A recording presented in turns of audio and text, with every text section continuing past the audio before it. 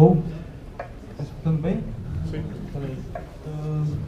Primeiramente, eu gostaria de agradecer pela oportunidade de estar aqui palestrando e a todos vocês que vieram prestigiar a primeira GopherCon. Meu nome é Leandro Lugarese, eu sou desenvolvedor de software na CodeRocker e lá a gente trabalha com PHP principalmente, e no último ano a gente começou a utilizar Go em nossos projetos internos e com alguns clientes. Nessa palestra eu vou apresentar os conceitos por trás do gRPC e como ele pode melhorar o desenvolvimento de serviços web e clientes mobile. Então, antes de iniciar sobre o gRPC em si, gostaria de mostrar como ele surgiu. O Google foi o criador do gRPC e ele utiliza RPCs para toda a comunicação de microserviços internos há mais de 10 anos, tá? Eu acho que em torno de 15 anos. E para essa como ele utiliza um framework chamado Stub. E o Google sempre teve uma certa vontade de deixar esse framework open source, mas devido a ele estar fortemente acoplado à infraestrutura interna do Google, com o Borg, que hoje é o Kubernetes, eles decidiram esperar, e com o surgimento do HTTP2 e outros protocolos como o Quick, surgiu a possibilidade de ser criado um novo framework RPC a partir do zero, e foi assim que surgiu o gRPC, que é um projeto open source. Ele está como open source desde fevereiro de 2015 e a versão 1.0 saiu esse ano. Então, é um RPC criado, ele é relativamente novo, mas é com todo o know-how que o Google tem utilizando RPCs e microserviços há mais de 10 anos. Então, o que é o gRPC? O gRPC ele é um framework RPC universal e com isso, basicamente, a ideia básica dele é que um cliente independente da arquitetura e da linguagem, vai executar chamadas como se fossem locais. Para isso, ele tem um suporte hoje mais ou menos em torno de 10 linguagens, eu acho, se não me engano, está perto de 14 linguagens oficiais, e entre elas nós temos Go, Java e C++ sendo nativo, uma implementação nativa, e as demais implementações são wraps em cima do binário em C. Desses wraps nós temos C#, Objective-C, Python, PHP, Ruby e Node.js. Ainda não existe uma implementação para browser, então você vai ter que utilizar. Depois eu vou explicar como você pode burlar isso, mas uma versão para browser já está sendo desenvolvida, então provavelmente agora no final do ano ou no próximo ano eles disponibilizem para todo o público utilizar.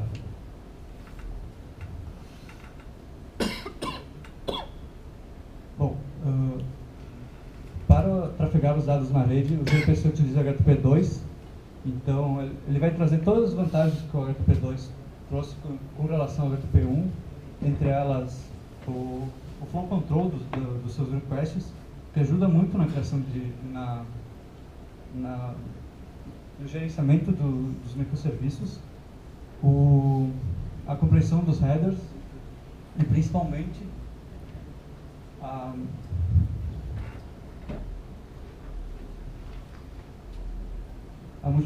multiplexação de requests e streams.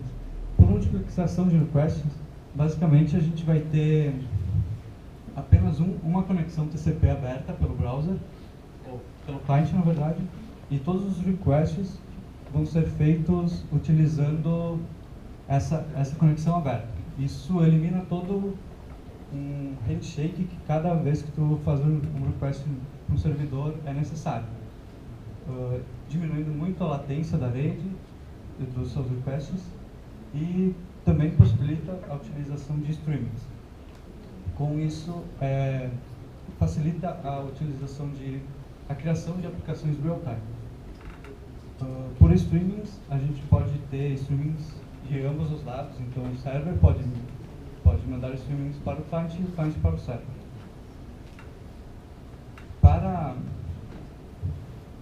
Para os dados, o payload, o gRPC ele é agnóstico, mas por default ele vem por default com os protocol buffers na versão 3, que é mais recente.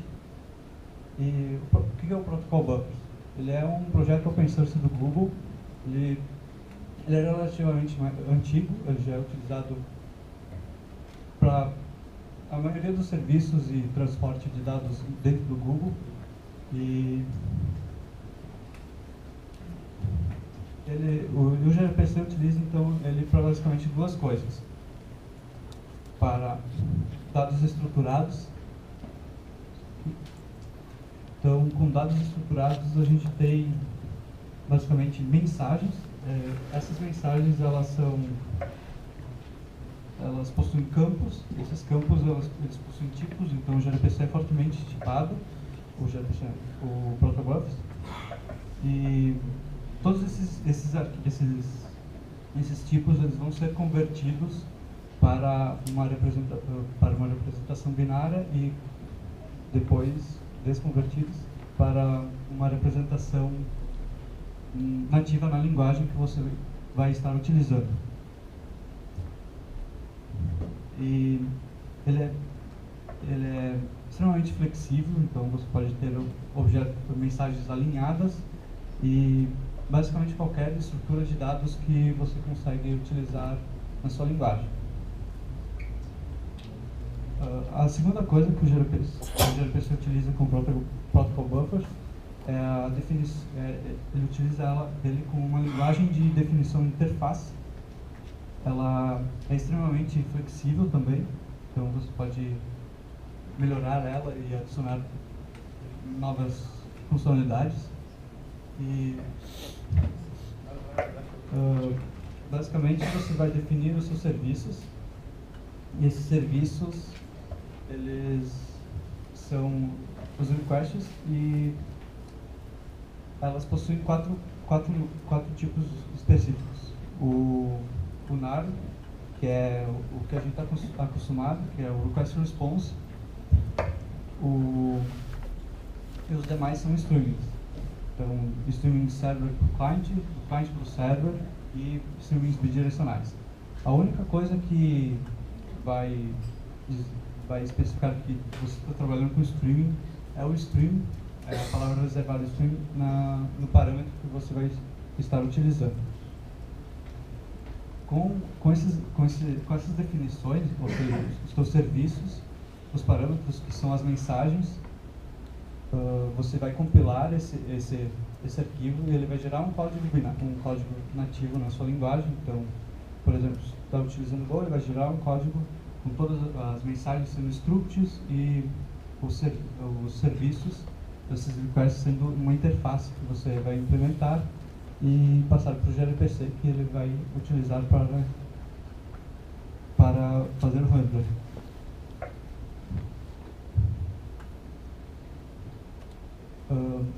Então, ele é rápido, extremamente rápido.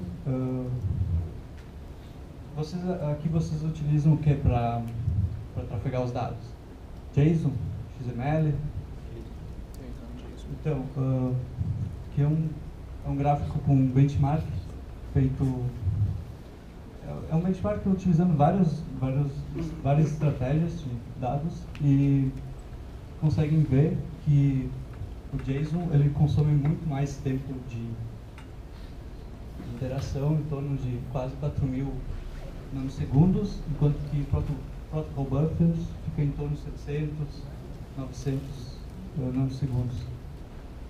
Isso ainda não é o máximo que ele pode chegar, então tem coisas que pode fazer para ele ser mais performático que isso, tanto que existem alguns pacotes que fazem que é um pouco diferente, por exemplo, o GoGo Protobufs, que fica em torno de 90 a 200 nanosegundos para fazer immersion. E o número de bytes alocados também diminui consideravelmente, e o número de alocações também. Então fica em torno de 4 alocações por Marshall e Marshall, e enquanto que JSON fica em torno de 10. Mas vocês podem fazer melhor que isso. Então, próxima vez, peguem e façam como o César falou, e façam vocês mesmos os testes com aplicações que vocês têm, para constatar a real diferença que dá utilizar protocol buffers ao invés de JSON. E utilizar JSON ou formatos textuais em clientes mobiles, ainda mais quando o cliente utiliza muitos dados, faz muito tráfego de dados, faz o uso da CPU aumentar muito não, mas consideravelmente, e a bateria, a vida útil, a vida da bateria diminuir. E o que vocês fazem quando um cliente consome muita bateria? Ele acaba sendo desinstalado. E isso é algo que, quando você está trabalhando com clientes mobile, é algo que você não deseja. Então, utilizar protocol buffers é algo que pode realmente mudar a experiência de uso dos clientes e melhorar muito a qualidade. Então, agora um pouco de alguns conceitos mais avançados do gRPC. Então, o gRPC ele possui, você pode utilizar gateways. Caso você precise utilizar, por exemplo, agora, utilizar serviços em um browser ou em uma linguagem que não tenha suporte, você pode simplesmente utilizar um projeto open source chamado gRPC Gateway, e você vai passar, basicamente você vai passar para ele seus arquivos protocol buffers com as definições dos seus serviços e as mensagens, e ele vai te gerar um proxy reverso com um cliente para uma API RESTful com a documentação Swagger, e praticamente sem fazer nenhuma alteração no teu código. A única coisa que você vai fazer é adicionar algumas opções, alguns options dentro do arquivo de protocol buffers.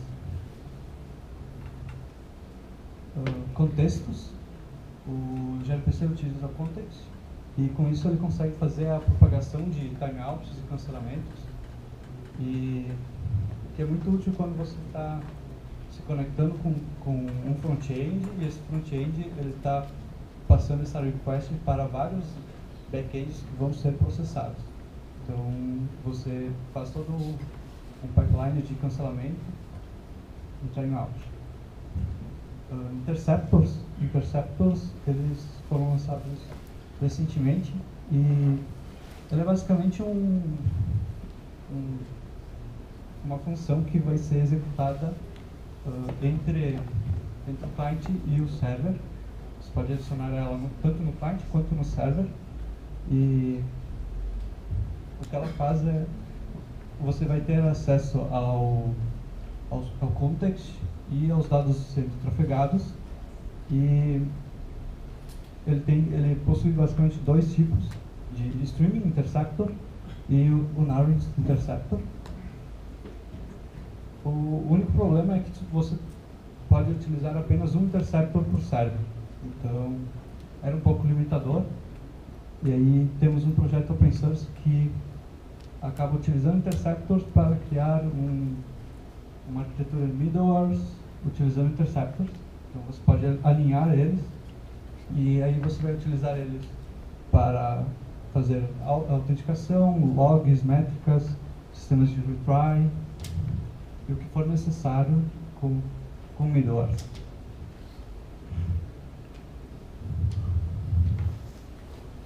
Client-side load balancing. Então, ele possui todo uma arquitetura que você consegue passar um LB para ele e ele vai basicamente buscar os serviços e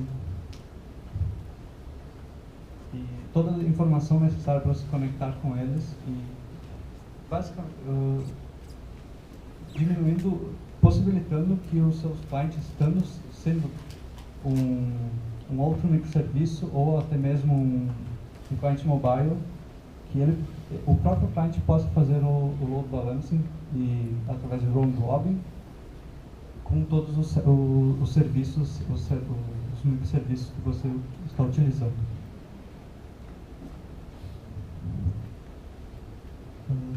E era isso.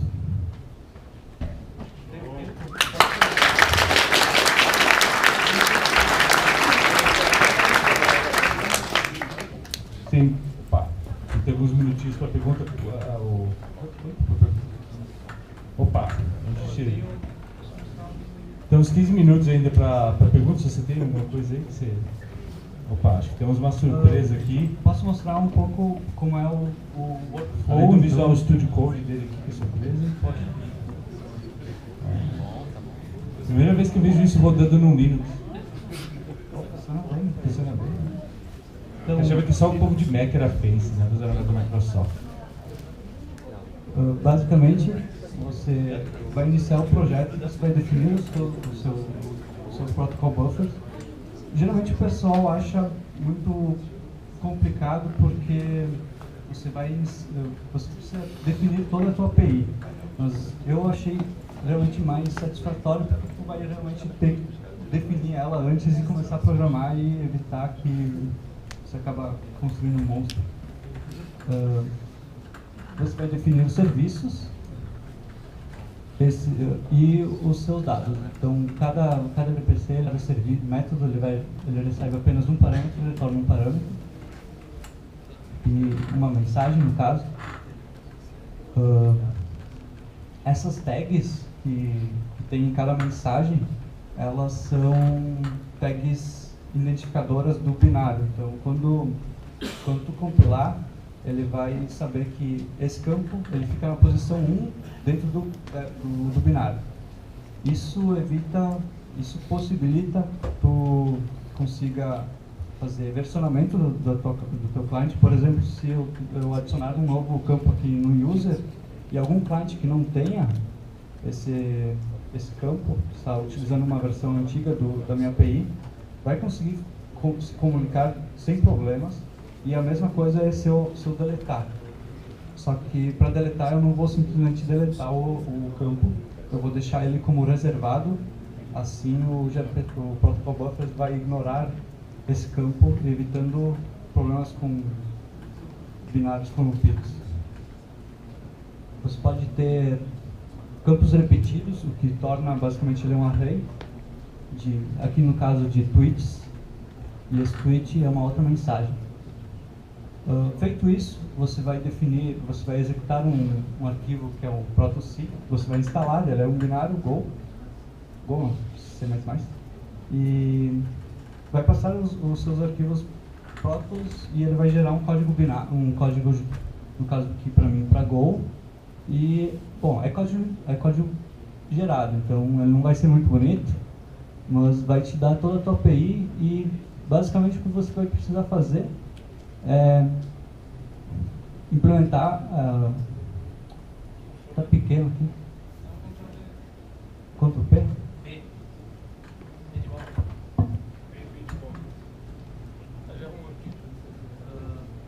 Basicamente você vai criar as suas funções que vão ser os seus RPCs. Ele é uma interface e você vai colocar o código como se fosse qualquer outro request, e é isso. Cara, você é corajoso. Eu lembro você falando de C++. Quem aqui lembra do... Bom, já tem uns javeiros aqui que eu vi na palestra do Jairo aí que tinha. Quem lembra do IIOP no Java? Olha lá, tem uns dinossauros aí também. E quem lembra que aí veio o EJB, que era um negocinho lá, pô, top, que ia ajudar justamente para abstrair o lance do RPC Né? Quem lembra dessa época? Implementou vai, JB antes do 3, vai, do 2. Ah, tem os velhinhos aí também. Então, é massa isso aí, porque eu vi que até agora com Go, eu nem sabia que o pessoal ainda estava, né, também utilizando o RPC e tal. Massa isso, bem interessante. Mas, e alguém mais tem alguma dúvida aí? Opa, tem lá.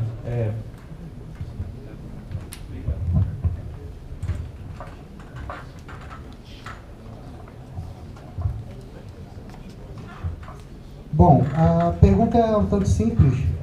Você falou de usar o Protocol Buffer no gRPC.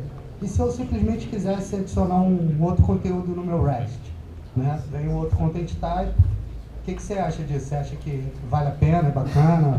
O gRPC ele é agnóstico.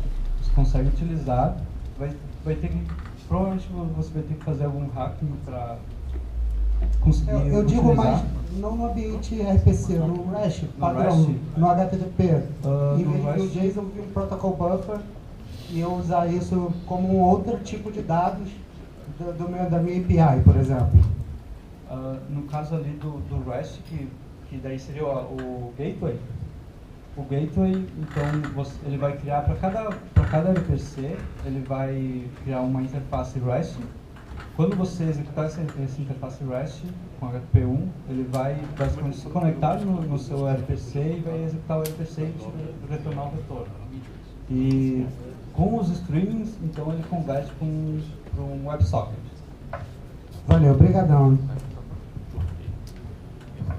Opa, tem uma outra pergunta aqui. Andrews, e aí? Tempo? Mais uma pergunta, beleza.